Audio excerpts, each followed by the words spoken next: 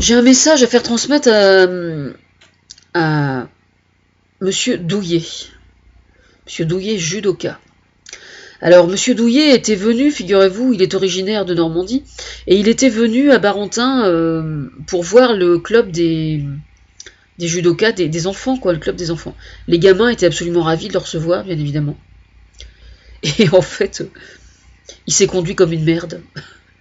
C'est-à-dire que ça le faisait chier de venir. Donc il est venu quand même, parce que la fédération lui avait demandé. Donc il était venu, et en fait, ça s'était mal passé, quoi.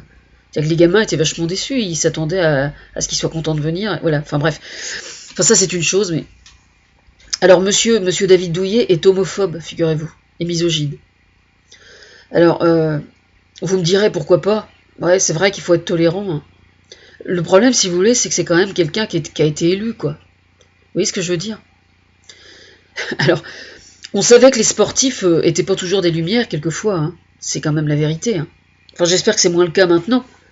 Mais quand même, c'est quand même assez consternant, quoi. Alors, il ne supporte pas, il trouve que c'est dégradant pour une femme de se battre et de pratiquer un sport de combat. Alors, monsieur Douillet, quand une femme a envie de pratiquer un sport de combat, c'est pas simplement pour dire je vais jouer au mec et tout. Ça peut être aussi tout simplement parce qu'elle a une histoire, ou elle connaît des femmes autour d'elle qui se sont fait agresser, ou parce qu'elle n'a pas assez confiance aux hommes, par exemple.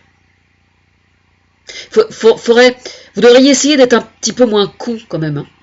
Franchement. Hein. Parce que là, c'est plus... c'est pas de la pellicule, hein, c'est vraiment de l'épaisseur, là. Hein. Comment vous faites pour être aussi bête? Puis vous avez pas mal d'enfants, je crois, vous êtes père de famille. Hein. Alors s'il y a un de vos enfants qui est homosexuel, vous faites quoi? Vous le rejetez de la nichée? Tu dégages? Vous savez que c'est pas une maladie, hein, l'homosexualité. Hein. Ça s'attrape pas. Hein.